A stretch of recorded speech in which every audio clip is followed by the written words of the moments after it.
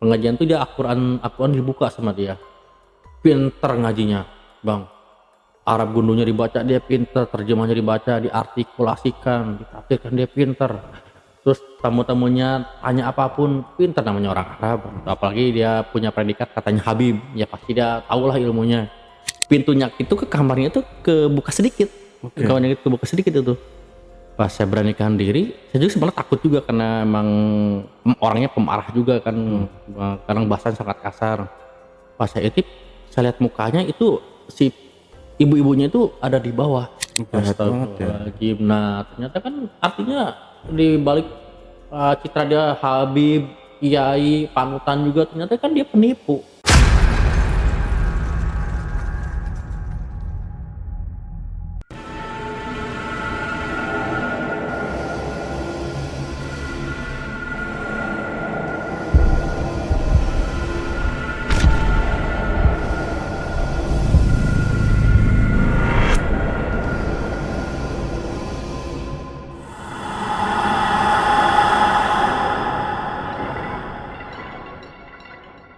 Assalamualaikum warahmatullahi wabarakatuh.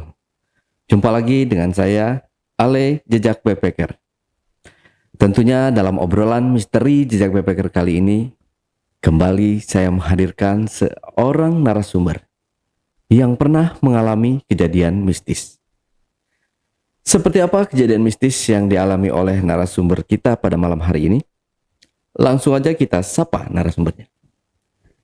Assalamualaikum, Bang Pai. Waalaikumsalam, Bang. Bang Pai kayak namanya kayak ini ya, drummer itu ya. Siapa sih? Pai Padi ya?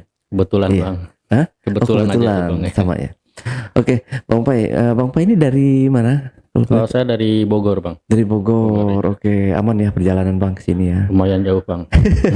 Melelahkan. Iya, melelahkan ya. Oke, Bang Pai. Jadi di sini Bang Pai katanya pernah menjadi seorang asisten dukun gitu ya. Iya. Nah itu seperti apa nih yang mau diceritain nanti Bang? Bisa di-spill sedikit aja dulu kisi-kisinya seperti apa? Oh iya, saya sebagai pesuruh ya, itu karena dukun itu tetangga ya, jadi saya suka disuruh hal-hal yang kecil untuk membantu dia dalam melakukan apa yang dia suruh, saya selalu ngelakuinnya. Nah dari situ saya akhirnya tahu semua apa yang dilakukan dia di belakang masyarakat yang nggak tahu, di belakang tamu-tamu yang dia nggak tahu. Akhirnya di akhir cerita ada yang ngebongkarin tentang dia semuanya. Dibongkar. Dari pasien-pasien dia yang segala macam keinginan, dari pejabat, dari masalah segala macam, dari pesugihan juga ada juga, Bang. Oh. Iya, tapi dia tuh Habib, dia tuh orang Arab.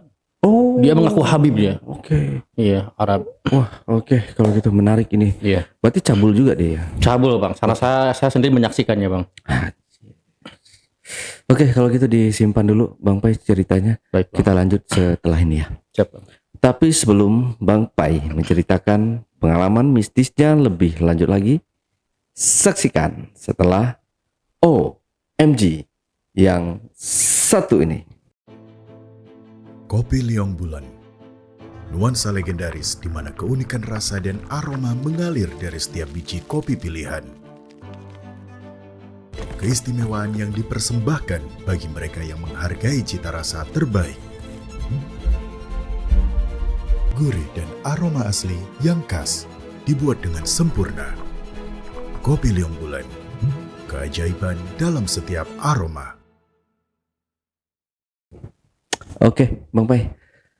Berarti Habib dan Arab, tapi dia dukun juga di sini. Dukun. Oh, Dukun juga ada dia. juga ya orang Arab pengen jadi dukun di Indonesia ya. Iya. Serem banget. Oke, kalau udah siap, Bang, silahkan. Siap. Ya. Ya, assalamualaikum, selamat malam. Nama saya panggil aja Bang Pai. Saya dari Bogor. Awal ini kejadian pengalaman nyata saya dalam hidup saya, karena sekitar 5 atau 6 tahun yang lalu itu keadaan ekonomi saya benar-benar susah. Dalam keadaan menganggur, anak saya tuh 2 masih kecil-kecil. Nah dari situ saya nggak ada kerjaan, sampai ribut terus sama istri saya.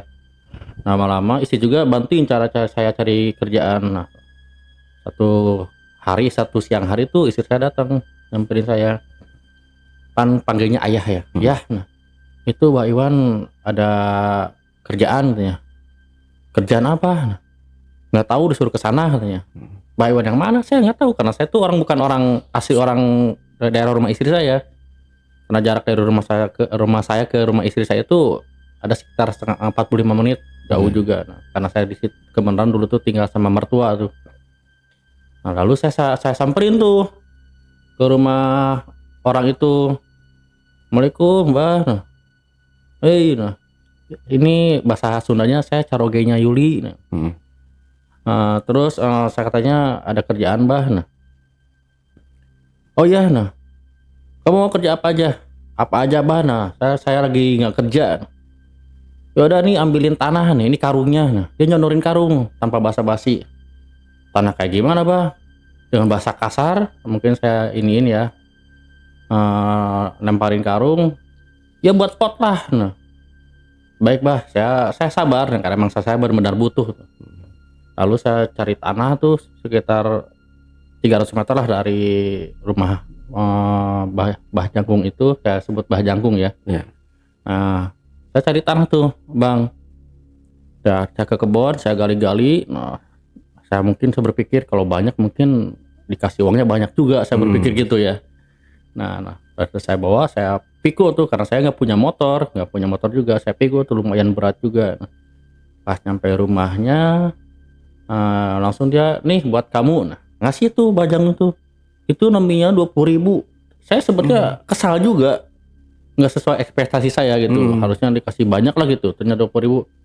Langsung dia lihat ekspresi muka saya, langsung dia tegur saya juga, kamu jangan lihat nominal uangnya, tapi lihat keberkahannya. Walaupun ada orang yang nyuruh kamu ngasih uang cuman 1.000, 2.000 atau 5.000, ambil, kerjain. Nanti Allah juga kalau orang bersyukur nanti akan dikasih kerjaan yang lebih gede lagi. Itu dia pinter banget dia itu. Itu orangnya pinter banget kalau ceramah atau dia mengupas Al-Qur'an juga dia. Saya tahu kenapa dia itu tetangga. Tetangga. Nah, karena saya kerjain dan saya juga mau, jadi saya tuh hampir tiap hari disuruh apa aja saya kerjain. Sampai kalau dia kan kalau ngerokok tuh di depan dia duduk bersila kan, dia ada tikar tuh. Nah, dia tuh ada rokok tuh sampai 9 bungkus, 10 bungkus dia tuh satu hari habis. Rokoknya itu macam-macam, bukan satu macam. Nah, kalau rokoknya udah habis 4, 6, 5 bungkus tuh dalam dia waktu nggak berhenti lambung dia kerasa. Nah, dia tuh langsung nyuruh istrinya tuh. Nah, si istrinya itu dia tuh masih Sunda ya, sedangkan Bah Jangkung itu orang Arab, Bang ya. Nah, dia orang Arab yang benar-benar asli Arab karena dari badannya tinggi, hidungnya juga mancung, terus emang asli orang Arab. Nah, saya nggak tahu, benar-benar nggak kenal sama Bah Jangkung ini. Nah, terus si istrinya itu disuruh cari daun buat obat. Dia pernah disuruh nyari obat tuh kerasa lambungnya itu jam 1 malam. Si Bah Jangkung dia marah-marah. Saya nggak mau tahu, cari daun obat itu. Kalau di Sunda itu sebutnya daun babadotan. Nah, si istrinya itu ke kebun malam-malam sampai dia cari ojek di depan ke kebun. Nah, dia kembali lagi langsung diulekin. Nah kalau udah dikasih diulekin tuh daun babadotan itu langsung sembuh, nggak kerasa lagi, lanjut lagi ngerokok, lanjut lagi ngopi. Itu kebiasaan Bah Jangkung setiap hari. Jadi saya tuh tahu kenapa, karena saya setiap hari di rumah dia. Nah, karena saya sering di rumah dia, nah saya tuh nggak tahu apa pekerjaan dia, tapi dia uangnya banyak. Saya nggak tahu, tapi saya juga nggak mau tahu ya. Nah, itu yang penting saya kerja dibayar, walaupun nggak seberapa juga. Kenapa? Karena istri saya juga mendukung. Karena kalau saya disuruh sama Bah Jangkung itu ya dipanggil sama istri saya tuh, disuruh Bah Jangkung. Nah, saya samperin ke rumah, dikerjain apa aja. Nah, lama-lama ternyata tuh tamunya tuh ramenya tuh tiap malam Jumat. Kalau ada tamu dia, entah saya juga nggak tahu tamu apa, Bang. Saya nggak tahu tuh tamu apa. Cuman setiap tamu tuh pasti ke Bah Jangkung tuh antri. Selalu bawa rokok buat Bah Jangkung itu. Kadang rokok, kadang kue juga kan, kadang saya juga apa yang diminta Bah Jangkung lah gitu. Nah, dari situ tamu-tamunya itu kalau tiap jam waktu sholat itu mereka disuruh Bah Jangkung tuh berjamaah sholat tuh. Tapi saya perhatiin, kalau misalnya kan saya jujur ya, waktu saya tuh karena lagi bener-bener dari kebon, saya kan juga jarang sholat juga ya. Jadi saya cuma merhatiin. Jadi saya juga nggak ikutan sholat. Nah, si Bah Jangkung itu bukannya jadi imam, tapi dia nyuruh yang tamu-tamu itu sholat berjamaah di ruang tamu, dipimpin sama yang lainnya juga. Nah, artinya dia nggak ikut sholat, tapi saya lihat dia tuh masuk ke kamar mandi, terus ke kamar, ya pikiran saya dia sholat. Dia sholat sendiri, munfarid kali ya, kalau disebut dalam Islam itu dia munfarid. Nah, terus saja sampai suatu waktu itu datanglah tuh, Bang, ada tamu dari Jawa tuh, dari Jawa tuh Bang tuh. Nah, orang Jawa, bukan dari Jawa Bang ya, ada orang Jawa. Nah, dia katanya pertama saya tuh lagi nongkrong di pos ronda, orang itu bawa motor ya. Dia nanya, Assalamualaikum, kalau namanya Bah I, ya, dia bilang, nama aslinya saya samarin Bang ya. Bah Jangkung di mana ya? Oh itu Bang, nah, saya anterin Bang ya. Nah, saya anterin orang itu tuh. Ada apa Bang ya, boleh saya tahu? Loh, saya ada urusan pribadi nih, katanya ini Bah Jangkung itu bisa ngobatin orang, dia bilang gitu. Nah, saya juga kaget, karena saya nggak tahu dan nggak mau tahu tuh terinya kan. Nah, saya penasaran, saya antar aja tuh. Saya ketok, Bah, ada istrinya keluar. Bu, Abah ada, nah, lagi tidur, ada tamu. Nah, dia kalau ganggu suka marah, tunggu aja. Nah, saya di luar tuh nunggu tuh sama tamunya itu tuh, orang Jawa itu tuh, dia katanya dari Jakarta. Sengaja dapat informasi dari temannya bahwa Bah Jangkung ini bisa ngobatin atau bisa ngasih solusi dari masalah dia yang dihadapi. Nah, dari situ ngobrol tuh sama, saya sebut inisial aja, Mas Y ya. Mas Y, nah, tahu dari mana? Teman katanya. Kenapa? Nah, ya katanya Bah Jangkung tuh dia bisa ngobatin, terus teman saya aja bisa naik pangkat nih gara-gara datang ke sini. Nah, oh katanya di sini ada Habib nih. Oh jadi yang dengar Mas Y itu dia tuh seorang Habib, iya. Nah dia punya karomah katanya. Oh ya udah tunggu aja ya. Nah setelah sekitar 20 menit tuh istrinya juga datang lagi keluar, kan saya duduk tuh ngobrol di teras tuh sama tamunya itu. Abah udah bangun, suruh masuk dulu. Masuk tuh dibikinin kopi tuh si masnya itu. Nah lama-lama hening sejenak tuh karena Abah mungkin baru bangun, dia cuci muka, dia duduk kerja. Dia kan kebiasaannya kan kalau di ruang tengah tuh dia ada tikar nih ya. Nah tikarnya tuh dia tempat duduk bersila, ada asbak juga, ada dia tempat rokok itu berserakan rokoknya itu. Nah dari situ saya tuh dengar, kan saya bilang, Bah saya mau ke rumah dulu, kamu tunggu dulu di sini. Saya dimarahin tuh. Bentar saya mau suruh kamu dulu. Nah buat beli apa tuh saya lupa lagi tuh dulu tuh. Nah saya tunggu di situ. Nah lama-lama si Abah nanya, ya Mas bisa saya bantu, saya udah tahu katanya. Nah, kamu gak usah ngomong. Belum aja ngejawab si Mas itu udah dibentak, saya udah tahu. Nah pasti masalah ekonomi. Iya Bah, nah saya ada masalah ekonomi, dia bilang gitu. Coba ceritakan secara detail. Nah si Mas Y itu orang Jawanya ini cerita. Nah saya secara detail nih, ya Bah, nah saya punya toko emas di Jakarta nih. Nah toko emas saya itu Bah bangkrut Bah, ditipu sama orang, uangnya dibawa sama istri. Ini rumah saya tuh dikejar-kejar bank tiap hari, rumah saya mau disita. Nah saya bingung, utang saya tuh hampir 1 M, dia bilang gitu. Saya nggak tahu harus kemana. Nah saya hampir aja mau bunuh diri Bah. Nah saya bingung, udah putus asa. Nah saya mau harus lari kemana, saya bingung. Nah kan pas saya ngobrol sama temen, informasi temen katanya di sini Abah bisa bantu saya cari solusi katanya. Nah udah gitu, oh iya kamu tunggu sebentar ya. Nah setelah itu Bah Jangkung itu masuk ke kamar tuh. Setelah sekitar 5 atau 7 menit dia keluar lagi duduk bersila. Saya udah dapat petunjuk katanya. Alhamdulillah Bah, kata dia, si Mah orang Jawa itu. Boleh saya tahu Bah petunjuknya, tapi kamu siap nggak? Insya Allah Bah saya siap. Resikonya siap tanggung nggak? Siap Bah, apapun Bah. Tapi ini di luar jalur, nggak masalah Bah. Nah, orang itu karena saking gelapnya ya, nggak tahu pengen gimana caranya masalah dia tuh beres dengan cara apapun. Nah, langsung saya siap Bah, dia bilang gitu. Oke, kamu mau nggak jualan sate gagak? Saya kaget dengarnya. Saya bilang, gagak. Saya baru dengar kata, saya pribadi dengar kan sate gagak. Saya tanya, bah emang ada sate gagak bah? Nah, diam kamu, saya dimarahin. Karena mungkin dia pikir saya tuh orangnya polos lah gitu, karena orang namanya orang suruhan gitu ya, pasti dianggapnya polos bodoh lah gitu. Saya diam, saya dengerin aja. Ya bah, saya mau bah. Nah kamu harus cari burung gagaknya. Burung gagak kayak gimana bah? Pokoknya burung gagak, tapi kalau bisa mah jangan beli di pasar. Kalau bisa mah cari yang punya gagak di mana aja. Nah, tapi kalau emang benar-benar nggak ada jalan, di pasar juga nggak apa-apa. Nah dari situ terus gimana bah? Nah nanti kamu harus sendiri di sana, tapi kalau kamu nggak berani, kamu bisa dicari teman 2 atau 3 orang atau 7 orang, yang penting ganjil aja. Karena kalau di alam gaib itu kata yang saya itu dia bilang kalau nggak ganjil mereka tuh nggak akan hadir. Kalau genap itu mereka nggak akan menampakkan diri. Nah ya artinya kamu mau jualan sate gagak itu bukan ke manusia tapi ke golongan jin. Nah, loh bah kalau begitu saya mendingan butuh teman aja. Nah oke. Nah nunjuk saya tuh, saya baik tuh. Gimana kamu mau nggak? Nah saya berpikir, kenapa? Saya berpikir itu musyrik. Kan itu musyrik. Bilang, tapi bah saya mau ikut, tapi saya nggak mau uangnya bah. Nggak apa-apa bah, saya emang nggak ikhlas bah. Ya penting tujuan saya tuh saya pengen lihat makhluknya.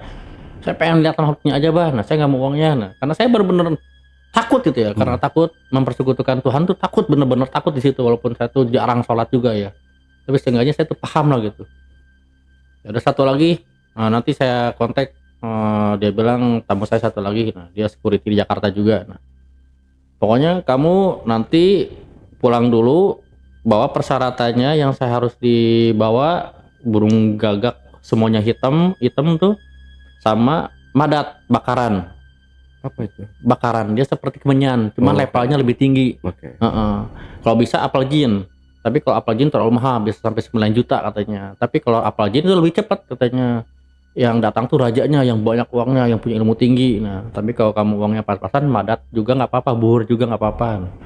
Kalau kamu nggak bisa nyarinya, biar nanti Pai aja yang ngambilnya. Di daerah Bogor juga kan ada khusus jualan seperti itu. Nah dari situ saya tuh nggak tahu namanya pesugihan sate gagak tuh, belum pernah tahu. Nyampe beres tamunya selesai, dia izin pulang, saya ke rumah. Saya kan gak punya HP tuh bang ya, saya pinjam HP istri. Ya saya lihat HP dong. Nah saya kecek pesugihan sate gagak, jualan sate gagak. Saya kaget, ini musyrik saya bilang. Nah, nanti salah. Dari situ saya ngomong dulu sama istri. Ya ini Bajangku katanya ada tamu. Nah emang siapa itu, kerjanya apa, dukun bukan? Saya bilang gitu, saya juga nggak tahu. Emang gimana? Dia katanya ada tamunya dari Jakarta. Nah disuruh nih dia, si disuruh jualan sate gagak. Terus maksudnya sate gagaknya burung gitu. Iya, istri saya juga kan nggak tahu juga. Nah yang aku takutin yang gini, ini musyriknya. Nah takutnya harus ada tumbal lagi, anak kita gimana? Saya berpikirnya ke situ jauh. Saya berpikir karena anak saya tuh masih kecil-kecil ya kan. Anak saya tuh dulu masih 2, masih kecil-kecil. Tapi aku bilang sih, nah kalau aku nggak mau uangnya, aku cuma pengen lihat setannya aja di sana, yang nampak tuh apa aja. Nah, ya udah atuh. Nah tapi kata Abah tadi ngomong apa coba? Ngomong apa? Nanti yang nemenin kamu kasih aja 30, 40, 50 juta. Nah Pak ngomong gitu bayuannya ke tamunya itu, Nah langsung istri saya tuh dengar uang 35 juta langsung kan tertarik. Nanya perempuan, ya udah tuh lumayan. Kalau nanti gimana nanti aja. Nah anak kita gimana? Nah makanya tamu tanya dulu resikonya kayak gimana. Nah gitu. Ya udah nah karena istri kan nggak ngerti kan, pasti dia ngotot ya kan, cepat atuh, mudah-mudahan berhasil. Nah saya tuh masih berpikir, karena dari hari itu hari Senin ya, dia untuk waktunya tuh di malam Jumat itu kan lama tuh saya waktu berpikir. Nah saya tuh berpikir, saya ngobrol lagi, pikir lagi. Nah ya udah sampai tiap hari berpikir kan, saya juga tiap hari di rumah Bah Iwan kan ya. Nah itu tamu tuh banyak, bukan dari masyarakat awam aja, dari segala golongan. Ada PNS juga, ada aparat juga ada itu. Nggak tahu, saya juga nggak tahu urusan mereka. Cuman tiap yang kayak datang, dari laki-laki atau perempuan mereka masuk kamar, jadi bilang pribadi lah gitu, jadi untuk tiap masalah itu harus di privasi lah gitu. Nah, saya nggak tahu tuh, cuman kalau yang pas itunya aja tuh, yang orang Jawanya itu Mas Y-nya itu dia benar-benar di depan saya. Nah, nggak tahu kenapa, mungkin takdir juga ya sampai saya tahu. Nah, sampai saya juga sampai diajak lah. Nah, di situ Bang. Nah, setelah saya perhatiin tuh di rumahnya tuh, karena saya tuh kan tiap hari ngurus burung dia, kan dia punya burung juga ya, ngurus burung dia, ngurus tanaman-tanaman dia kan. Tadi kasih tuh seenaknya dia aja. Ya karena saya nggak ada kerjaan lagi, kedua didukung sama istri saya kerjain aja. Nah, pas hari Kamis sore itu Bang, nah itu bener Bang, datang tuh Mas itu bawa gagaknya dia dari Jakarta, gagaknya dipakai dus tuh ya. Itu pas dilihat sama Abah kan ada suara gagak khusus ya, kayak gimana gitu ya suara gagak ya, ciri khasnya tau lah semuanya lah kalau ciri suara burung gagak tuh. Nah, coba Bah ini dilihat dulu Bah. Nah, dilihat Abah teh dari matanya juga, dari kakinya. Nah ini cocok. Nah terus mana bakarannya, kayak gini bukan Bah, salah, kalau gini ini murah banget. Nah yaudah biar si Pak aja yang nyariin. Duh Bah saya nggak tahu juga Bah, takut salah. Nah yaudah sama si Mas aja, nah nanti saya WA. Nah saya pergi tuh ke toko toko Arab ya, khusus jualan kayak kitab-kitab gitu tuh. Ada tuh di Bogor tuh, ada khusus tuh daerah Bogor. Nah saya kesana, entah WA apa tuh Mas Iya tuh sama Mbah Jangkung itu. Nah, setelah telepon dibelilah itu. Dan nanya, Mas Pak ini gini bukan? Saya juga nggak tahu, coba telepon Mbah Jangkungnya. Nah udah sih, tanya udah difotoin. Oke yaudah ini aja, balik lagi yuk. Nah, kembali lagi tuh langsung ke rumah Mbah Jangkung tuh Pak, langsung kembali lagi. Nah semua anak tamu dia itu nggak bisa dibilang anak buah Bang ya, yang dari segera golongan ya, ada yang PNS juga. Itu ada tuh semua tuh, ada sekitar berapa orang ya, 8 orang tuh, macam-macam ininya jabatannya.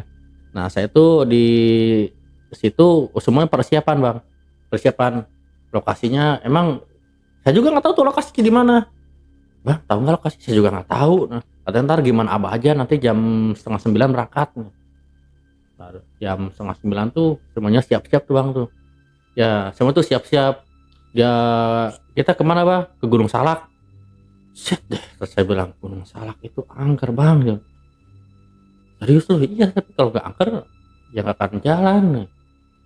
Udah gimana Abah aja dah, Abahnya ikut nggak ya? Saya bilang pikir gitu kan, karena kalau nggak Abah nggak ikut ya kita juga nyali kita ngeper dong. Apalagi kalau di Gunung Salak itu benar-benar udah terkenal di Bogor tuh paling angker itu. Di Bogor tuh paling angker. Karena di sana juga udah terkenal segala pendaki yang hilang lah, sampai ada tempat pesugihan tuh di sana paling terkenal. Berangkatlah tuh sekitar jam 8:30 tuh, kami itu berapa motor ya? 8 motor Bang. 8 motor. Nah burung gagak kan saya pegang tuh di motor tuh, di belakang tuh pakai kardus tuh. Nah, perjalanan tuh sekitar 30 menit lah sampai ke lokasi. Itu benar-benar jauh Bang, jauh dari pemukiman penduduk orang, dari jalan setapak juga nggak ada. Itu benar-benar jauh. Saya tuh diturunin di jalannya jalan setapak nih, tapi saya ke lokasinya, ke lokasi tempat untuk pesugihan atau jualan sate gagak itu benar-benar jauh dari jalan setapak itu. Sekitar 800 meter lah jauhnya. Benar-benar nyari tempat yang pas itu, benar-benar tempat nyari yang pas. Bajang tuh, nah di sini, nah saya udah dapat ininya, udah dapat sinyalnya di sini. Ini di sini kuat banget, di sini banyak banget nih makhluk-makhluknya, dia bilang gitu. Nah, saya juga sih jangan lupa ya, nah tuh nanti jam 9 tank atau jam 10 lah, paling lambat jam 10. Udah bener, yang penting siap-siap aja dulu kalian. Nah, kamu potong gagaknya, diceritain tuh detail tuh semua yang harus dilakuin tuh sama tim. Saya kan bertiga jadinya kan, saya, Mas Ye, sama Mas T saya sebut ya kan, orang security itu juga. Nah ini harus di apa namanya, dipotong pas jam 10, kalau enggak jam 9 pas, harus pas. Nah itu kalau dipotong nanti jangan ada yang menyebut bismillah atau kata Allah, jangan ada yang nyebut nama Allah di situ, tidak boleh ada, dia bilang. Dari mulai datang ke sini sampai akhir tidak boleh ada katanya. Ya Bah, saya kan namanya pesuruh ya iya aja kan, saya nurut aja ya Bah, ya Bah. Nah Pas lah ditinggalin tuh abah tuh berangkat tuh sama kru-krunya tuh ditinggalin. Nanti abah kesini lagi jam 3. Nah, hujan bang, itu hujan. Itu pas hujan tuh bener-bener nambah hawa, bener-bener gimana ya, bener-bener sepi banget itu. Apalagi kan ada yang bilang kalau hujan gerimis itu emang sering hadir menambahkan di situ ya. Nah di situ untung kami tuh udah buat tenda ya, udah dibawa bawa tenda seadanya dari terpal biru tuh, kotak dibikin selang itu di dalam. Dilihat lagi jam, kita ngopi lagi sampai nunggu jam 9:30 ya. Nah, jam 9:30 dia gimana? Hujan gini sinyal nggak ada, telepon abah nggak bisa, dia bilang itu. Jadi ikutin instruksi aja mas. Nah, kami kan bertiga tuh berembuk tuh, ikutin instruksi aja. Nah setelah jam 9:30, gimana nih yang megang burung gagaknya, siapa yang motongnya? Nah ya mas lah, kata saya kan, mas yang punya hajat. Nah, saya yang megang aja deh nggak apa-apa, saya bilang, saya yang megang tuh. Nah pas mau dipegang banget, pas mau dipotong, itu hujan yang gerimis langsung berhenti. Anehnya di situ bang, langsung berhenti, nggak ada angin, nggak ada hujan. Di situ saya juga ngerasa merinding juga, nggak ada angin, nggak ada hujan. Nah, langsung berhenti, gagaknya dipotong dengan pisau yang udah diasah tajam, langsung menjerit tuh si gagaknya itu, suaranya seperti kyak gitu ya, langsung dipotong semua, langsung dilemparin tuh ke pojok. Nah di situ awal dari suasana benar-benar bagi saya tuh benar-benar mendebarkan bagi saya gitu kan. Apa yang saya takutin itu efeknya ke rumah, itu yang saya takutin. Tapi ingat, saya jangan nyebut nama Allah, saya bilang. Saya ingat masih di pikiran saya, tapi nggak disebut di hati atau di mulut ya, di pikiran saya. Nah setelah si burung gagaknya itu dipotong, kemudian diambil, dicabutin tuh bulu-bulunya tuh. Itu bener-bener bang, nggak ada angin, nggak ada hujan. Nah nggak ada angin, masih tetap seperti itu. Angin tuh nggak ada banget. Nah setelah dicabutin, nah di dagingnya tuh kan disisik gitu ya, di saya gitu, dipotong-potongin sampai tulang, sampai bersih banget. Nah, tusukannya udah disiapin kan, ditusuk-tusuk semua, udah dapat. Nah jadi berapa mas, saya tanya, jadi 24 tusuk. Nah oke, itu jadi 24 tusuk. Nah ini benar-benar nyata pengalaman hidup saya, bukan rekayasa atau gimana ya. Jadi 24 tusuk. Nah mulailah bikin, kalau kata Sunda parukuyan. Ya kan, parukuyan itu kan buat sate tuh bang ya. Dia buat sate ini. Nah satenya kan si arangnya tuh dibakar tuh bang, dibakar dulu biar nyala, biar memerah tuh, membara tuh, baranya udah nyala. Nah barulah mulai tuh satenya tuh. Mas gimana, semuanya atau satu-satu? Semuanya aja, masa sih separuh-separuh ya, dibakar aja semuanya. Itu belum ada reaksi dari alam supranatural, belum ada reaksi. Nah setelah dibakar, nah pas ditaburin bakaran itu mas, kan dia berupa serbuk nih. Puas, langsung itu merinding saya bang. Itu bukan bohong bang, itu suara kuntilanak cekikikan saya dengar sendiri. Suara kayak mengaum gitu saya dengar sendiri di belakang pohon mati itu. Ada kan pohon gede itu, ada separuh, tapi saya dengar jelas itu ada suara harimau mati di situ. Saya dengar jelas. Terus lama-lama saya tuh, itu angin memang belum ada, masih nggak ada angin, nggak ada hujan tuh, bener-bener sepi banget. Nah pas saya merhatiin ke kanan, itu kan ada pohon pisang bang nih, ada pohon pisang nih. Nih si pohon pisangnya itu ada satu berdaun. Semuanya kan kalau mana yang nggak ada angin tuh nggak ada yang bergerak ya. Tapi yang saya itu pohon pisang itu dia gerak sendiri. Satu batang itu. Demi Allah bang, saya berani bersumpah demi apapun itu nyata. Itu gerak sendiri. Nah, saya nggak bilang ke teman-teman saya, cuma saya diem. Nah udah gitu, nah mungkin saya berpikir mereka udah datang nih karena ada aroma sate gagaknya itu nih. Karena mereka mendengar katanya. Karena target kata Bang Jangkung tuh dibilangin bahwa targetnya itu genderuwo atau Raja Jin yang tingkatnya Raden. Nah, saya dengar seperti itu. Nanti kalau mereka udah hadir, tawar-tawarin. Setelah dibakar tuh 24 tusuk tuh, taruh tuh di piring. Dia dikasih daun pisang dulu ya, di piring disajin, disajin tuh. Nah, gimana mas, peneliti dari abah? Nah yaudah tawarin aja bergantian. Nah pertama si masinya itu yang punya hajat tuh, dia tawar-tawarin, sate gagak, siapa yang mau nih? Satu tusuknya 50 juta. Saya bilang, amat gitu. Saya kan berpikir gitu karena saya dengar ya. Saya berpikir 50 juta kali 24 tusuk pasti 1 miliar 200 juta. Wah, saya kan berpikir gitu kan. Saya berpikir seperti itu. Nah, udah gitu tuh. Nah, satu bergantian tuh, sate gagak. Nah, 10 menit kemudian tuh di depan bakaran itu tuh sekitar jarak 10 meter ada yang hadir, Bang. Ada yang hadir itu. Itu sosoknya itu tinggi terlalu tinggi, nggak terlalu pendek, tapi badannya semua hitam semua. Hitam semua itu. Dia tinggi, diem aja. Saya lihat, saya colek teman, Mas lihat nggak? Diam kan. Tawarin itu dia mau, ini kayaknya mau nah. Coba tawarin. Saya panggil tuh. Sate gagak 50 juta 5 juta nah. Tapi tetap ya diem. Saya samperin nggak berani, Bang. Ya kan itu nampak banget jarak paling 10 meter 10-15 meter lah dari tempat pembakaran tuh. Nggak berani, saya bilang gimana. Nah setelah lama menghilang lagi tuh, Bang. Menghilang lagi. Gantian lagi tuh. Coba buka baju. Nah saya buka baju tuh bertiga. Pakai celana doang tuh ya kan, pakai celana lepis juga kan, bertiga, ada yang pakai celana bahan juga, satu orang. Coba tawarin ke belakang. Nah, di bawah tuh nggak boleh ada alat center kan, nggak boleh, jadi semuanya benar-benar alami. Itu saya tawarin sampai jam 2. Pas jam 2 udah capek juga nih, nah, belum ada yang beli nih. Nah. Terus kita lihat dulu. Pas duduk dulu itu sate tuh dihitung, Bang. Padahal itu sate tuh terbungkus. Terbungkus sama daun pisang, dan itu nggak mungkin jatuh. Nah itu bertiga itu dihitung lagi satenya, itu hilang 1, Bang. Itu satenya nggak ada 1. Kemana? Nah, malah mungkin kalau dimakan mana enak sate gagak gitu. Ya, maksudnya ini kemana? Coba dicari, Bang. Itu kita bertiga di depan sekitaran tenda kan, dicari itu si sate gagaknya itu.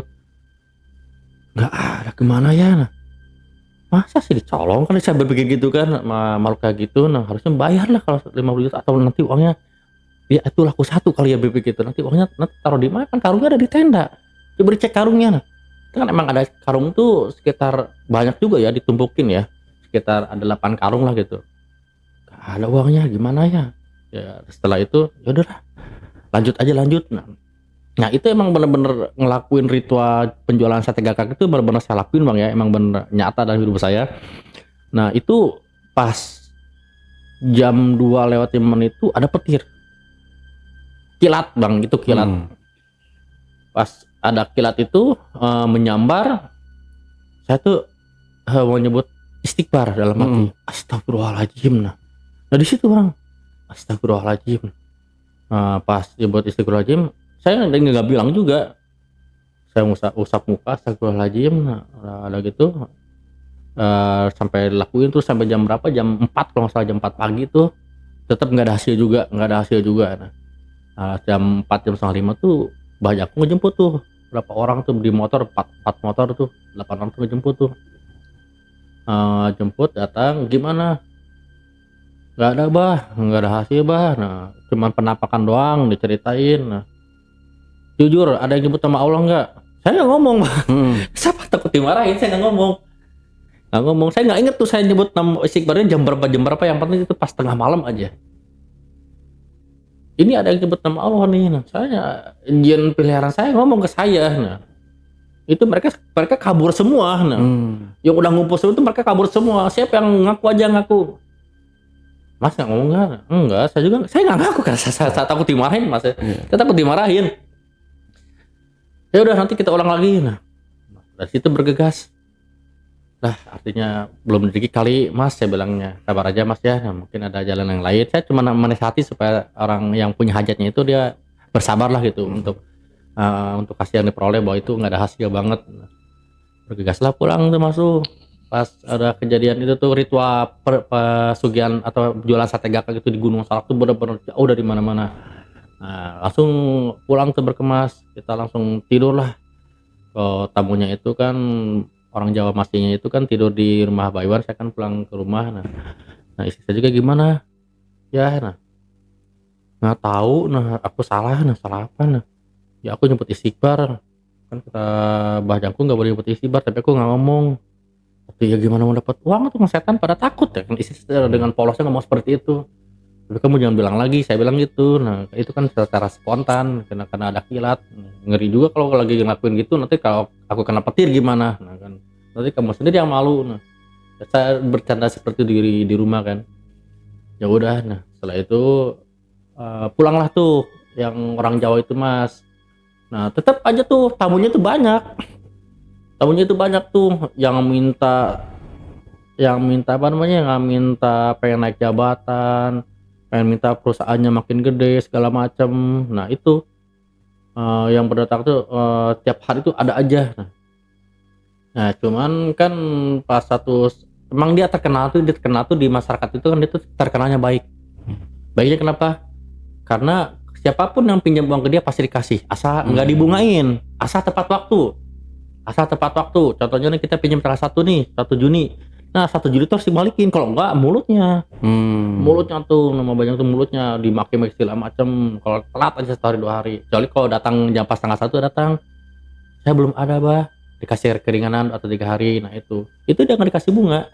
Nah karena apa? Karena emang saat itu di masyarakat saya itu emang lagi menjamur, rentenir itu lagi menjamur, Bangkeling Koperasi Harian itu lagi menjamur. Jadi semua tuh hampir terbelit sama arisan, sama ini ya, banyak yang sampai cerai lah gara-gara rentenir itu. Nah mungkin Mbak Iwan tuh ngasih solusi nih, siapa aja mau pinjem asal datang, asal tepat waktu. Nah kan saya berpikir, orang di rumah terus tapi uangnya banyak, saya bilang begitu.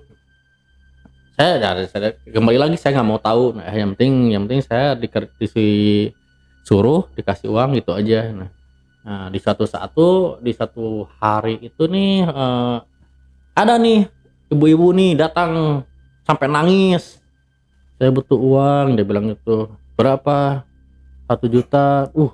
Saya nggak berani kalau kamu pinjam 1 juta. Nah 500 aja bah. Nah kapan gantiinnya? Nah seminggu, kamu takut meleset.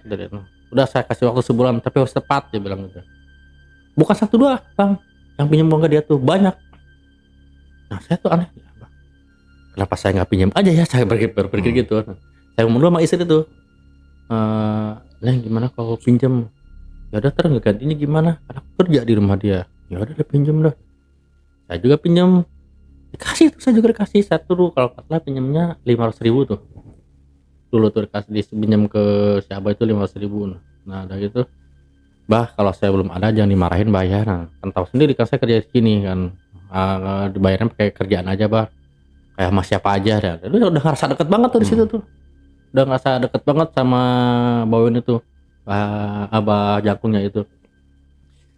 Nah karena saya tuh tiap hari ke rumahnya, yang datang tuh bermobil, terus aparat juga ada ke rumahnya itu kan. Nah begitu saya tuh kan tiap dia tuh tiap malam Jumat tuh ngadain pengajian tuh, dia Al-Quran dibuka sama dia. Pinter ngajinya bang, Arab gundunya dibaca dia pinter, terjemahnya dibaca, diartikulasikan, ditafsirkan dia pinter. Terus tamu-tamunya tanya apapun pinter, namanya orang Arab. Apalagi dia punya predikat katanya Habib, ya pasti dia tahulah ilmunya. Makanya kalau dia ngomong saya dengerin. Saya bilang, Mbak saya paling suka nih sama gini, saya dengerin. Nah dia ngupas tuh, dia kayak gimana, kayak bener-bener kesohor gitu. Jadi yang orang-orang pintar tuh, yang kayak dosen gitu didengerin, karena emang yang dia sampaikan tuh benar-benar masuk akal, masuk logika. Kayak di buku pas tuh juz sekian, nah, tentang agama, tentang rumah tangga, dia dikupas tuh, didengerin tuh sampai jam berapa, jam 10 tuh, kalau tiap mau ke jam 8 tuh pengajian tuh. Nah karena berarti kan otomatis kan saya berpikir ini orang panutan nih. Saya sampai bilang ke teman saya punya guru. Nah saya cari dari awal nih saya punya teman nih masih keturunan Chinese nih.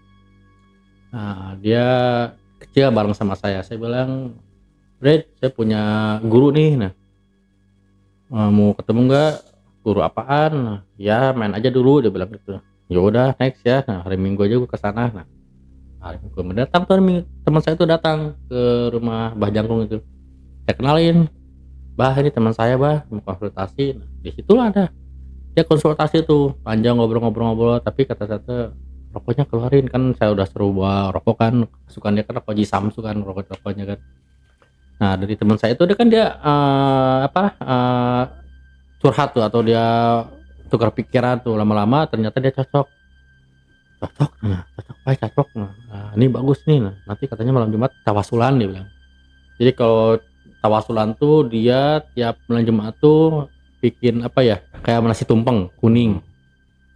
Tumpeng kuning, terus ternyata bukan nasi tumpeng kuning, itu nasi kebuli.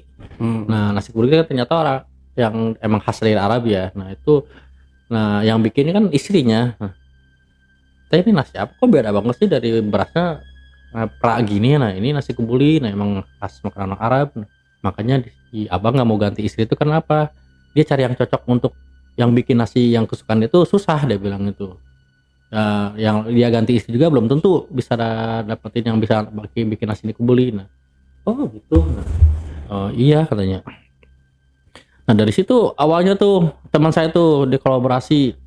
Nah teman saya tuh kalau kolaborasi sama bisa dibilang Dek ya, teman saya namanya Dek lah gitu. Lo di mana? OTW ke Bajangkung. Oke siap. Jadi dia yang lebih sering. Kalau lebih sering nambah ilmu, ya kan saya berpikir positif, ya kan. Yang dia kupas kan Al-Quran juga. Terus yang dia ajarin juga benar juga. Pokoknya intinya saya tuh berpikir dia itu Habib, orang yang rajin ibadah, rajin sholat, gitu. Pokoknya benar-benar positif lah gitu. Saya benar-benar menilai beliau itu seperti itu. Nah ini yang saya bilang, yang saya yang saya kaget. Kenapa? Emang saya cerita dari awal itu tadi ada ibu-ibu ya yang datang pinjam sambil nangis-nangis, bukan dua orang, tapi ada yang nggak nangis juga, cuman dengan cara-cara berbeda juga. Nah pas saya bilang pagi-pagi lihat istrinya diantar ojek. Teh kemana? Saya bilang ke pasar. Nah, Abah di rumah, ke rumah aja. Nah, di rumah bang, ke rumahnya. Saya bilang pintunya kebuka, dia bilang. Pas pintu kebuka, saya nggak bilang bah nggak, biasa kan bah kan kan. Tapi kok ada suara desahan. Saya dengerin apa ya, pasti tetehnya nggak ada. Saya kan berpikir gitu. Saya kan berangkat ke pasar pakai ojek. Siapa di kamar Abah, saya bilang gitu kan.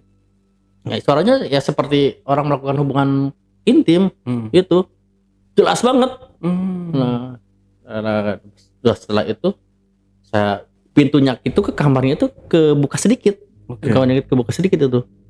Pas saya beranikan diri, saya juga sebenarnya takut juga karena emang orangnya pemarah juga kan. Kadang bahasanya sangat kasar. Pas saya intip, saya lihat mukanya itu si ibu-ibunya itu ada di bawah. Ada di ranjangnya tapi posisinya di bawah. Tapi dia sampai biar di narkotik melek lah gitu ya. Dia melakukan hal itu sambil menjerit. Cuman mungkin saking nggak tahannya mungkin ya bang ya. Saya lihat.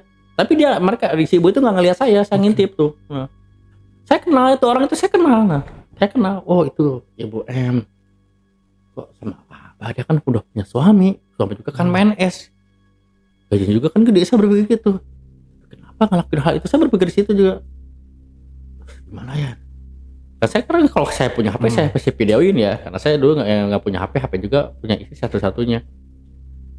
Saya agak menjauh tuh saya lihat mukanya.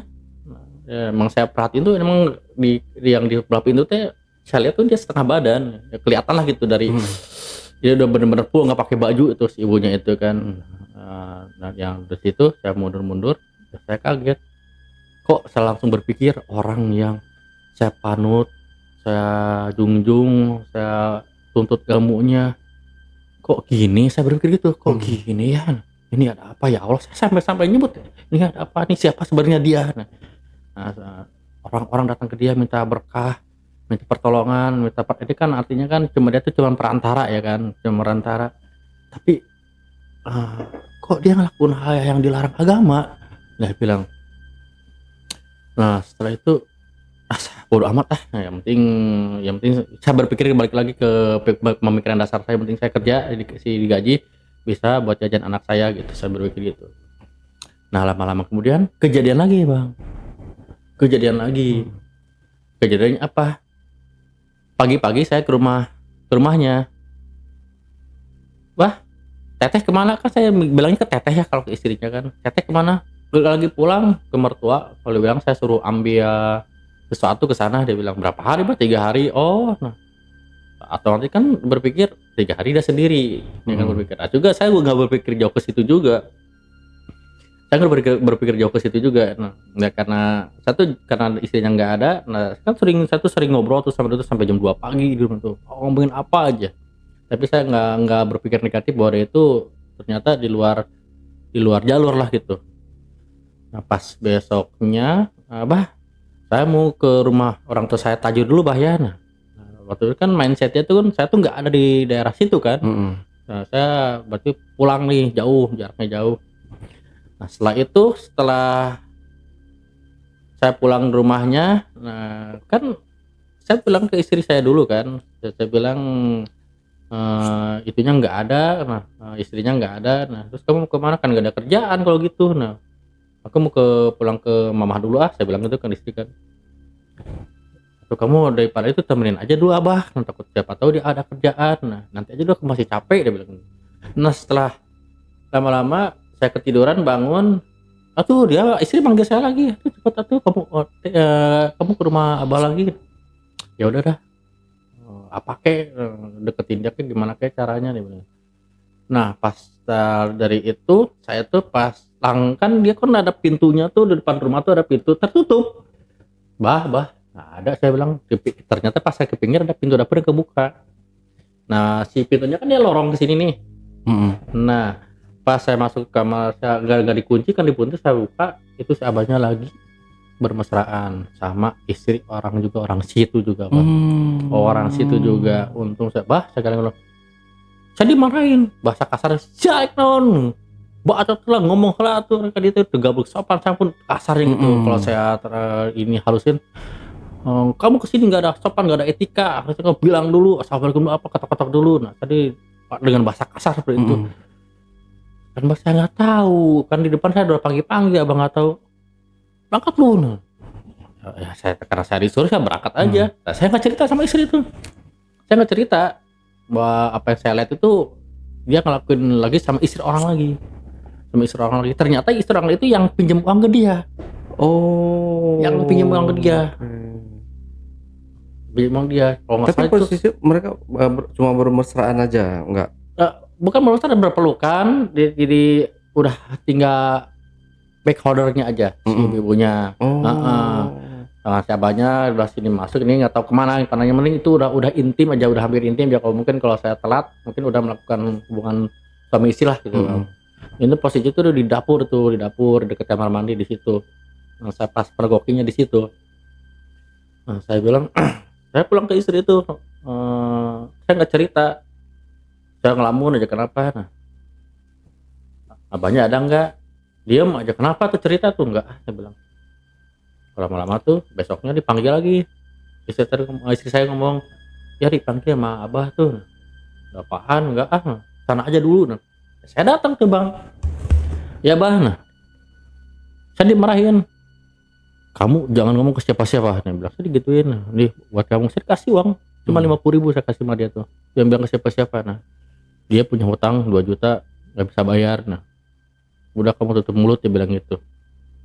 Ya Bah, nah saya kasih uang, dia kamu pulang, langsung saya pulang, saya kasih uang istri itu. Nah saya kasih uang istri itu, nah yang 50.000 itu ya bodo amat, saya bilang, yang saya dikasih uang bisa buat nggak usah kerja juga kan, saya berpikir begitu kan. Nah berdua tuh saya ketemu bobroknya itu nih, setelah 2, nah nggak lama-lama tuh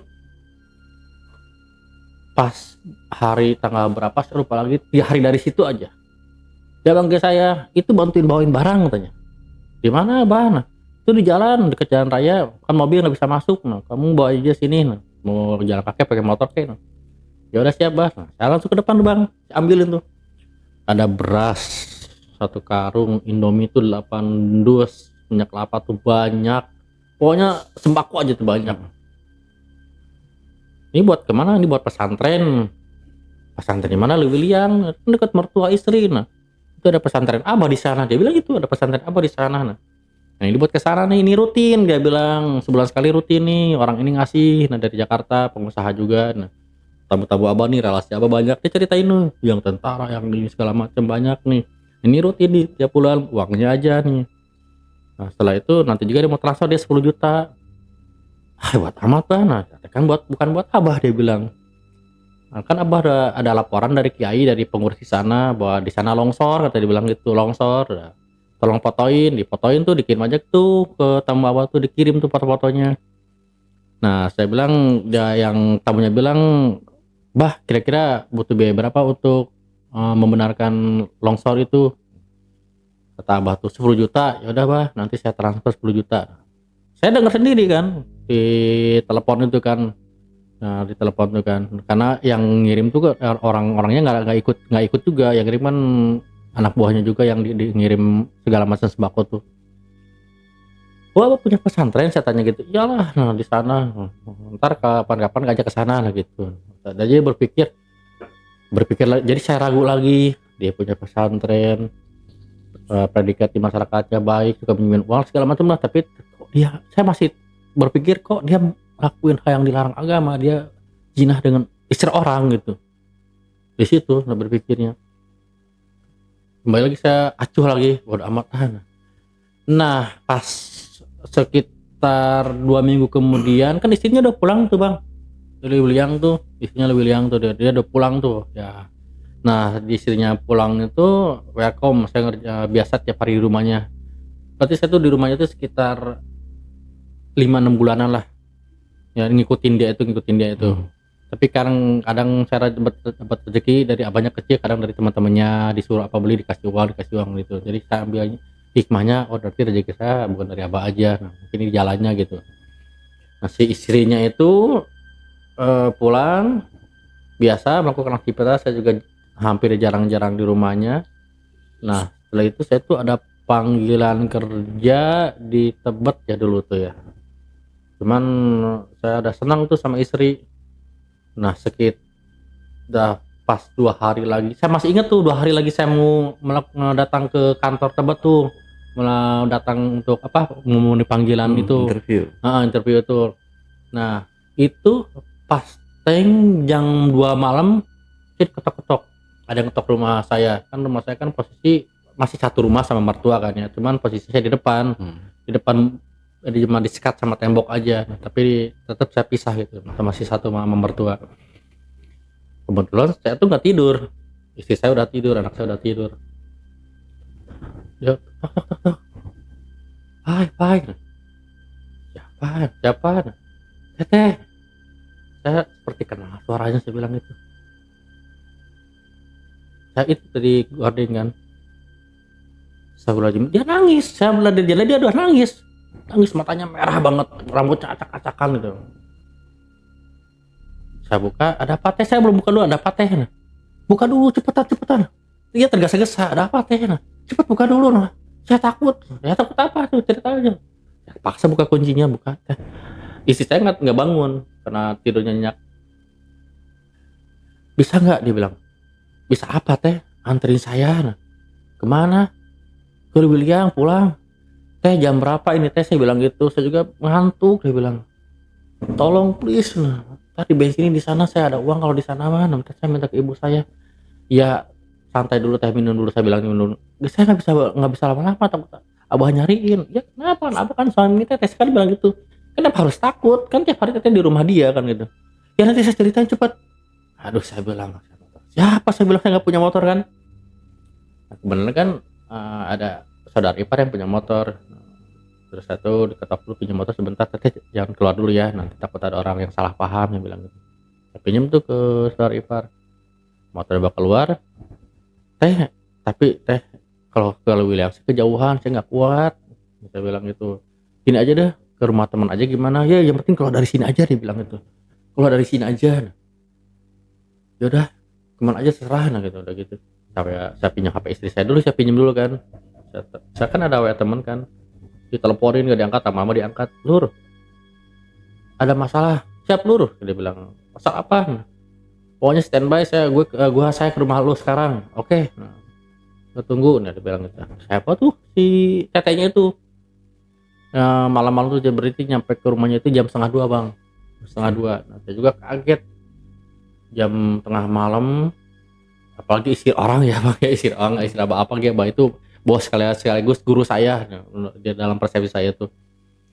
Nah pas ke sana ini mau kemana, dia bilang ini ke rumah teman, ada istrinya, jangan takut, ada istrinya juga, nanti maksudnya teteh jangan sekarang kesananya, udah malam, takut ada apa-apa kan di sana juga jauh. Nah teteh nanti tidur sama istrinya, biar saya sama teman saya di luar, Mas Ide, saya bilang gitu, saya ini Sade.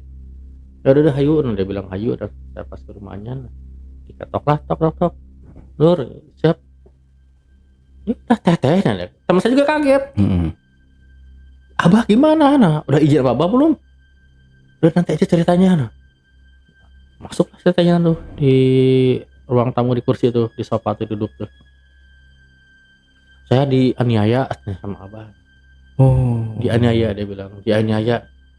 Lah kok bisa teh, nah ya sebenarnya saya sering dianiaya. Terus ini gimana ceritanya, saya diusir, nah saya dimaki-maki, wah segala macam bahasa kasar kotor jadi keluar. Ya kan yang saya tahu kan abah itu nggak gitu, dia kan ini ya, tetap aja yang tahu saya semuanya abah itu saya semuanya. Nah oh gitu teh, nah bentar ya, nah teman saya bikin kopi dulu tuh, satu aja lu udah join, saya bilang gitu. Saya join karena si teteh kan nggak minum, teteh kasih air hangat aja, dia bilang gitu. Nah istrinya kan bangun juga, diceritain tuh. Nah udah lama-lama dah si istrinya, si tetehnya tuh cerita tuh, istrinya abah itu, sebenarnya saya mau buka nih, kan kamu kan suka di rumahnya tiap hari, kamu tuh dibohongin. Maksudnya teh, nah dek kamu juga dibohongin. Udah bohongin gimana, nah ya kan kamu tuh ngeguru nih, kamu nyanggapnya tuh dia tuh Habib, dia tuh pintar agama, pintar ngaji, ahli ibadah, itu dibohong. Dia bilang gitu, teh jangan ngada-ngada, teh jangan suka fitnah. Masa sih bilang fitnah, kan teteh sendiri, istri yang teteh saya tahu sendiri teh hari apa yang dia lakuin ya, saya tahu sendiri nih. Bentar teh, teteh benar ini ngomong jujur dan bukan karena tekanan, bukan. Saya karena saking kesal, saya tuh dipukulin. Nih lihat ya, dia nunjukin nih, dia lebam di sini, lebam nih, lihat sudah di lebam. Ini ada yang lebih parah lagi dulu, saya lagi mandi masih pakai anduk, saya dilempar pakai centong, saya lari keluar telanjang. Ini warga juga pada tahu dulu kejadian sekitar 5 bulan yang lalu. Belum pokoknya pas siang-siang tuh dia tuh masih pakai anduk, dimaki-maki gara-gara salah apa ya, disuruhnya salah. Dia bilang seperti itu. Nah itu saya dipukul, dilempar sama kayak centong tuh, langsung lari terbirit-birit tuh siang-siang, kalau nggak salah lohor, kalau waktu zuhur itu saya sering, dek, saya bilang gitu. Karena itu namanya juga masalah rumah tangga, bukan itu aja. Nah saya benar-benar sakit hati sama abah itu. Nah dia tuh suka ngelakuin minta timba balik sama yang pinjam duit sama dia. Saya pinjam duit sama dia, nah yang pinjam duit kan ibu-ibu yang udah punya suami banyaknya. Jarang yang masih ABG atau masih perawan tuh jarang, banyaknya tuh yang udah punya suami, yang janda juga. Nah, dan saya tuh nggak boleh ngomong nih. Nah. Maksudnya iya kalau dia ngelakuin gitu saya tuh harus diem, harus tutup mulut. Kalau nggak saya dicerain, dibilang gitu. Saya disuruh pulang ke rumah ini nih. Tapi saya berpikir daripada saya capek ngelainin dia, nah kan nafsunya tahu sendiri kalau orang Arab kan, dia bilang gitu kan, yang mendingan saya berbagi aja lah gitu, biar saya tuh nggak terlalu capek juga. Nah itu mah urusan dia aja, kalau masalah ketawa atau enggak sama tetangga takutnya itu saya ketahuan. Nah itu kalau itu teh jujur saya udah tahu, udah cerita juga. Maksudnya waktu teteh ke Liuliang tahu nggak, nah gitu. Iya, nah saya tuh mergokin, tapi saya lihat sendiri, tapi mereka nggak lihat. Itu pas saya ke Liuliang tuh saya lihat sendiri itu di situ. Siapa itu? Si Ibu M. Nah saya juga sama yang ngelakuin juga sama Ibu M itu. Oh berarti sama Ibu M itu bukan sekali 2 kali. Emang dari body itu Ibu M tuh bagus, dia putih, semok lah gitu. Mungkin jadi ada rasa ketertarikan lah gitu sama siapa itu, apalagi orang Arab itu tahu sendiri kan powernya kan, sama ininya juga kan. Nah di situ. Nah dari situ juga. Nah itu kalau itu saya udah tahu, udah mergokin. Nah bukan itu aja. Nah kalau ada hal lain, apalagi si teh, nah maksudnya itu kan suami teteh sendiri aib. Nah justru itu saya pergi, saya nggak mau pulang lagi ke sini, makanya mau ceritain biar kamu sama dia jangan jadi korban. Maksudnya dia jadi korban penipuan dia. Nipu di mana teh, kan dia baca, saya tuh debat di situ tuh sampai jam 3:30. Dia kan kalau ngaji, dia tuh ngaji bener, yang dia sampaikan Al-Quran sama terjemahnya, ditafsirkan segala macam.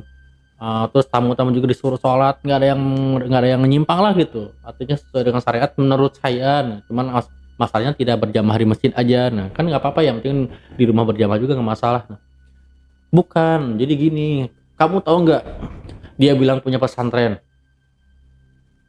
Oh, yang punya katanya yang dekat rumah teteh yang di sana ya? Iya. Nah, itu bohong, dia bilang. Bohong gimana teh? Nah, kan dikirimin foto-foto longsor-longsornya. Itu bohong. Nah, itu nggak ada, pesantren di sana tuh nggak ada. Maksudnya ya nggak ada, itu cerita dia bohong kan. Tujuannya apa? Nah, ya duit semuanya, sama sembako. Nah, astagfirullahaladzim, menghela nafas tuh bang, saya menghela nafas, astagfirullahaladzim. Ini teh bener teh, bukan fitnah, bukan. Kan saya tuh tinggal sama ibu saya di sana, tahu, nggak pernah datang ke sana tidak melihat pesantren. Itu bohong, nggak ada. Oh, jadi dia minta transfer 10 juta itu buat longsor, itu buat, ternyata buat kantong dia sendiri. Nah itu, nah Jahat banget ya. astagfirullahaladzim. Nah ternyata kan artinya di balik citra dia Habib, kiai, panutan juga, ternyata kan dia penipu, ya kan, dia nipu orang lah gitu. Artinya biar artinya intinya uang lah gitu, supaya ngalir ke dia. Ya juga saya, atau udah biarin aja tuh teh, kan yang penting uangnya. Saya tetap masih, kan apa, hati saya kan masih cinta ya, tertarik sama abah lah gitu. Saya tertarik lah, ya kan uangnya buat abah, buat teteh juga, ya kan. Kalau caranya gitu kan nanti kalau ketahuan gimana. Yang penting, nah bukan itu aja, dia saking pengen saya percaya mas teman saya. Nih kamu tahu nggak nih, kamu kalau tiap tamu datang dikasih, kan ada plastik tuh, kan ada plastik tuh, dikasih air, padahal tuh kayak coklat-coklat gitu, air dia kan bilangnya air pengajian. Nah, air namanya air yasin segala macem. Nah itu kan suka dikasih tulisan bang ya, Arab gundul tuh. Nah, ada berapa lembar, banyak, dan dimasukin ke dalam kertas. Nah itu kan bagus teh, itu buat bersih, bebenah buat tamunya, biar apa, ngilangin kotor-kotor badan. Bukan, yang jadi yang saya pengen sampaikan itu tuh bukan air pengajian, bukan air 1000 bunga atau segala macem, tapi itu air moto. Saya kaget. Moto serius teh, itu kalau diminum kan, saya pernah lihat tuh diminum. Nah, makanya saya juga nggak tahu itu yang raciknya itu siapa, saya dia bilang. Jadi saya tuh tadi ancam nggak boleh ngomong. Nah ya harus diberi moto, contohnya kan dalam paket literan kan ada tuh kan ya.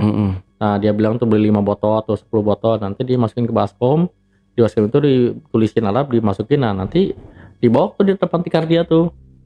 Nah dimasukin nama-nama yang tamu-tamunya tuh dalam tuh. Nah tuh tiap malam Jumat tuh dimasukin nih, biar mereka yang datang tuh dapat berkah dari Habib itu kan di situ.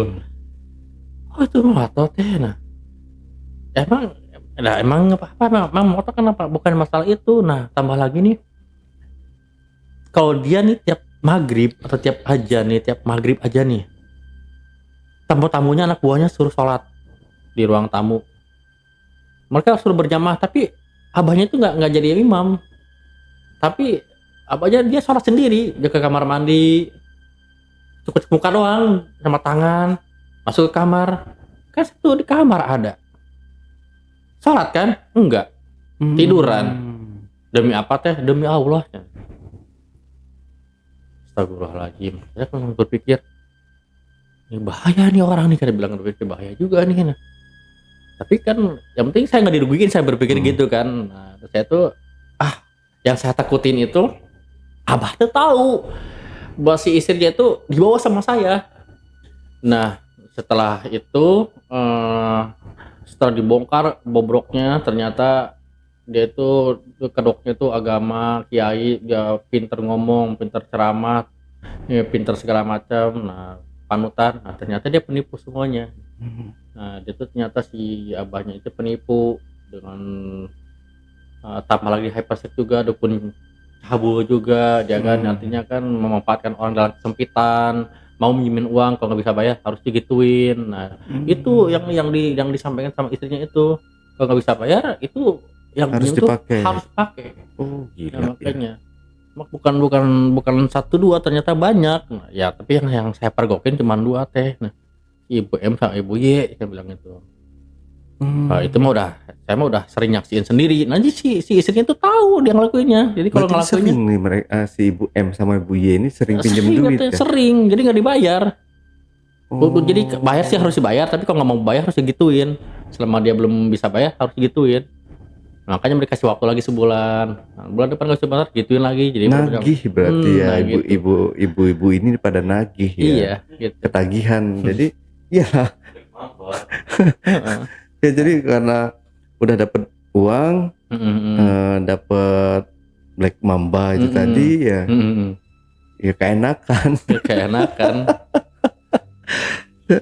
Terus si yang awal tadi, nah yang pesugihan sate gagak ini tadi gimana nih? Lanjut lagi di hari berikutnya atau sudah nih di waktu di pertama itu aja? Saya kembali ke abang aja, ya kan? Karena mungkin kalau menurut saya sih nggak, masih ada sekitar berapa ini lagi ya, yang nggak terlalu panjang juga. Ini sampai benar-benar tuntas bahwa terbongkarnya lah itu dukun palsu ini, ya kan? Dukun palsu ini, kalau istilahnya dia orang udah kelihatan ilmunya tuh tinggi, ya kan, pinter segala macam, ternyata itu bohong, itu nipu tuh benar-benar real, nyata di masyarakat kita gitu, benar-benar ada gitu, berani nipu itu. Jadi yang ditipu itu bukan orang-orang bodoh, tapi orang pinter yang dia tipu itu. Nah itu gitu bang. Nah pas saya bilang kan, pas setelah itu di teman saya dia kan, dia udah deket juga kan sama anak buahnya yang lain. Nah dia mencoba memprovokasi, mau ngasih tau lah, keluar dari situ. Nah yang pro-nya oke, keluar, yang nggak pro-nya laporan. Ini yang menjadi masalah besarnya. Ini masalah besarnya, katanya saya sama dia itu mau dibawa, mau dicari, masalah jadi besar, tapi nggak dibilang-bilang bawa ke ranah hukum, karena mungkin dia juga takut ya kan. Nah, dia takut dengan alasan ya, yang ramainya di situ saya bawa istrinya ke teman saya gitu, yang ramainya di situ rame banget. Saya bawa. Nah setelah kejadian itu, si istrinya itu pulang ke rumah. Besoknya saya nggak tahu mau menahu, saya pulang lagi, mungkin dianterin sama teman saya tuh, kalau bilang tuh nggak tahu, saya nggak tahu ceritanya lagi. Cuman sampai saat ini beliau masih ada. Cuman yang saya dengar juga udah nggak sama istrinya lagi. Oh, sama si teteh ini udah nggak lagi, katanya udah ganti lagi juga katanya. Karena mungkin ya begitulah, mungkin kata jodoh juga, udah bukan jodohnya lagi. Nah sampai sekarang saya nggak pernah datang ke tempat rumah mantan mertua saya. Sekarang udah jadi mantan. Karena kejadian itu saya langsung lari kabur ke rumah orang tua saya, nggak pernah sana, kalau lebaran doang baru saya datang ke sana. Bang Pai juga pisah sama istrinya? Saya pisah, iya, karena ada beberapa faktor juga. Ya bukan karena kasus itu, bukan, karena ada faktor juga. Itu saya tinggal, saya saking takutnya gitu dicari-cari sama Bajang itu, saya sampai tinggal di Tajur. Saya minta dulu mantan istri itu tinggal di Tajur juga, di rumah saya juga gitu. Cuman dia nggak mau, ya udah nggak masalah. Nah disitulah saya udah nggak ada kabar lagi sama tentang Bajang itu. Gitu bang. Tapi terakhir kali ditinggalkan itu dia masih beroperasi prakteknya? Masih. Karena apa? Dia nggak punya bisnis, nggak punya usaha. Kalau orang kan punya usaha nih, jual industri nih, atau dia punya angkot nih yang bisa sewain, dia nggak ada. Motor aja jelek, motor tua. Tapi uangnya ada aja. Banyak uangnya gitu. Ya sekarang saya udah tahu ternyata uangnya hasil nipu orang itu. Jangan dari dia punya pesantren, ya kan, pesantrennya gede, longsor segala macem, atau dia bilang punya anak, bisa juga ada anak yatim gitu, padahal uangnya di kantong dia sendiri. Nah, yang karena modal wajah Arab itu tadi sama ilmunya yang meyakinkan orang, ya kan. Orang kita kan mudah banget ketipu dengan hal-hal kayak gitu ya. Ini sedikit kayak Gus gitu kan, langsung kayak dielu-elukan, kayak ditinggikan. Padahal dia Gus dari mana, kayak baru-baru viral ya. Terus banyak banget. Terus dukun yang mengaku ustadz juga kan banyak juga. Ini mah Habib lagi. Iya, ini Habib. Jarang-jarang lah bang, jarang-jarang. Iya benar. Ini benar-benar Arab, bukan keturunan juga, ini benar orang Arab. Cuman emang dia lama di Indonesia juga, dia jadi jadi beradaptasi sama masyarakat tuh udah benar-benar kena. Jadi apalagi dia sering pinjemin uang, jadi orang tuh benar-benar di luar tuh pikir orang baik, Iya, Nah, betul. ternyata kita nggak tahu di belakangnya itu. Setelah mungkin jalannya bang ya, saya jalannya lah gitu, jadi saya tahu semuanya. Saya juga kan nggak boleh juga diceritain ke orang bahwa melakukan penjualan sate gagak ke orang itu nggak boleh ceritain. Saya diancam nggak boleh ceritain. Dia bilang ini percobaan, dia bilang percobaan, dia bilang memang pernah ngelakuin hal ini sebelumnya belum, saya lihat dari Google, dia bilang gitu, lihat dari Google katanya. Dia cobain ke masnya itu, dia cobain. Iya, masnya itu jadi korban. Di Google apa di podcast ya? Tapi bener dia bilang dia dari Google. Parah cara banget. Tapi kan kalau berhasil kan lu juga dapat, dia bilang gitu. Kalau orang yang udah kalau orang bodoh gitu ya, dia misalkan air kencing dia aja dimasukin botol, iya, sama mereka diminum. Ya mereka nggak bakalan tahu dia gitu. nggak bakalan tahu. Karena saking berambisinya ingin kaya itu tadi, pengen banyak uang, semua dilakukan. Padahal pendidikan tinggi, tapi otak nggak jalan ya rata-rata ya. Karena apa? Orang tuh udah nggak punya jalan lagi. Contoh dia ada dari masalah hutang atau masalah dia perasaan asmara, dia nggak ada jalan lagi selain ke orang pinter. Nah, atau masalah ekonomi yang nggak ada jalan lagi nih. Berarti ibu-ibu tuh harus abah nih pinjam uang jalan-jalannya, karena ibu-ibu tuh benar-benar ditekan sama bank keliling itu, tiap hari tuh ditagih, tuh harus ditagih itu. Nah, pinjam ke abah itu solusinya. Ya, akhirnya dia korban juga. Nah, tapi tambah lagi ini ajabnya tuh saya nyaksin sendiri. Ke ibu M itu dia dapat penyakit kulit. Penyakit kulit nggak tahu seperti apa ya namanya, saya juga nggak tahu. Cuman itu dulunya mulus kuning langsat, tapi sekarang dia kayak putihnya belang-belang gitu, kayak separuh di sini gitu, semua badannya gitu, ke muka-mukanya. Nah, di situ rame tuh masyarakat kena ajab apaan tuh, dipakai sama bajangkung. Nah, dia bilang gitu, saya tahu. Nah, jangan fitnah. Nah, itu buat rame kan di sini, nah, kata mantan istri, itu rame kan di sini. Nah, cuma 1-2, nah, biarin aja deh, jangan kita, saya berpikir gitu karena saya tahu saya nggak banyak ngomong gitu. Itu bener langsung ajab itu di dunia, bener-bener langsung nyata itu. Ibu Min itu dapat itu, langsung dapat ajabnya. Itu kulitnya itu bener-bener bang. Tapi nggak tahu enggak, cuman dia bilang putih aja gitu, ya, sampai ke muka-muka. Penyakit itu emang berubah warna kulit aja sih. Biasanya ada yang sampai putih semua, ada yang belang-belang. Gitu. Itu berbahaya nggak bang? Ya, kalau berbahaya sih enggak ya. Kalau vitiligo ya, dia cuma memang berubah, itu nggak menular sih sebenarnya ya. Tapi kalau penyakit lain saya nggak tahu. Kalau misalnya penyakit yang Bang Pai sebutkan itu, yaitu vitiligo sebutannya. Jadi dia putih, bisa jadi seluruh badan bisa kayak belang-belang gitu. Nah, tapi masyarakat sekitar menyebutnya itu ajab buat si ibu itu, karena dia masih punya suami, ya PNS juga, masih kerja juga, uangnya sampai karena terlilit hutangnya, si ibu ini teh nggak BPKB motor digadein, sertifikat rumah digadein buat bayar hutang, belum cukup juga, akhirnya dia ke apa itu Abah cabul. Abah cabul itu. Nah, Abah cabul itu orang kesepitan dimanfaatin, boleh saya tolongin kamu, cuman kamu harus melayani saya. Nah itu mungkin kalau misalkan pinjam 2 juta berarti kayak dianggap bayaran ke bunganya, ya bunga, atau kayak misalkan lu pinjam 2 juta berarti lu harus ngelayanin saya 4 kali atau 5 kali gitu, ada peraturannya jadi kali. gini, dia nggak pakai bunga, cuman 1 bulan tanggal 1 sama tanggal 5 bisa bayar, ya harus gini. Uang tetap. Bulan depan belum bisa bayar, gini lagi, jadi perpanjang lagi gitu. Sama kayak bunga, bayar bunganya aja gitu. Tapi utang pokoknya mari biar dia tetap terikat sampai kapanpun. Nah, sampai terikat dengan uang nominal 2 juta itu, nah, dia sebulan sekali wajib.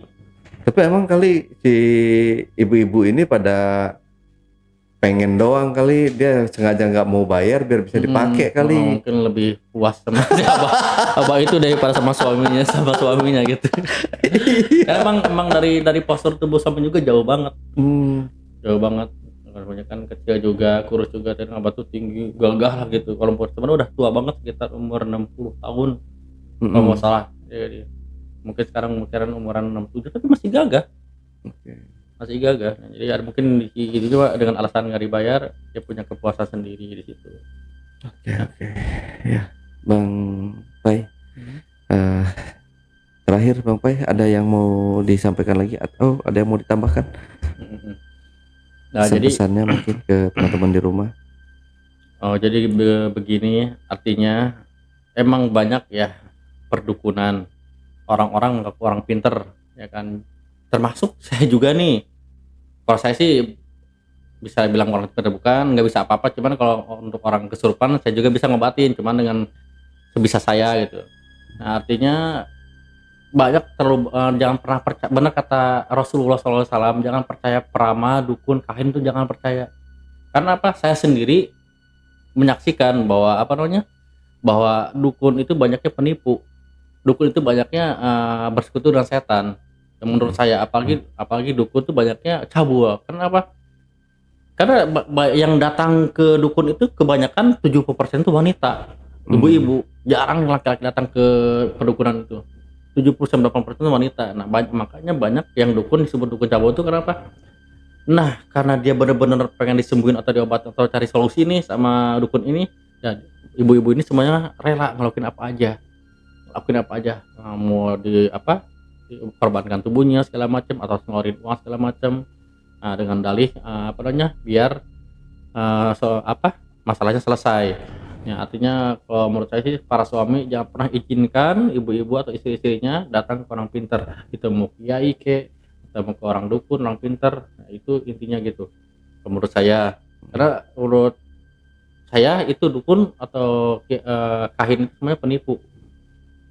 Nah, semuanya pasti kalau seandainya nggak berhasil alasannya semuanya Allah yang mengabulkan. Pasti itu mutlak jawabannya. Bah, kok belum berhasil, bah? Kok Allah saya masih sepi? Berarti Allah belum mengabulkan. Coba lagi. Ya kayak seperti judi aja gitu, mungkin seperti itu ya. Coba lagi, di gini lagi. Tapi kalau abang punya janda dikasih aja bang, nanti saya anterin bang. Kalau mau gitu, itu Black Mamba kata bang. Oke. Jadi itu kejadian Terima kasih. alami saya. Saya baru pernah ngalamin bang. Ya teman-teman ya, jangan pernah sekali teman-teman percaya sama dukun dan hal yang sejenisnya lah ya. Entah itu apa sebutannya tadi itu? Kahin, dukun, peramal yang segala macam lah. Itu karena kita itu perbuatan musyrik semua ya. Iya. Oke, JPker, setelah tadi obrolan misteri jejak backpacker bersama narasumber kita Bang Pai. Jangan lupa untuk selalu support channel YouTube Jejak Backpacker, subscribe, like, komen, dan share sebanyak-banyaknya video-video YouTube Jejak Backpacker.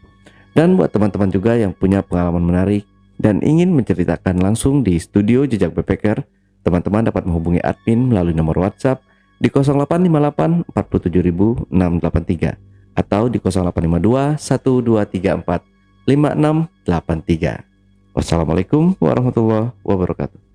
Oke, Bang Pai, terima kasih buat waktunya. Ya, jadikan pelajaran semuanya, Bang ya. Pesan aja bang buat masyarakat. Sampai jumpa.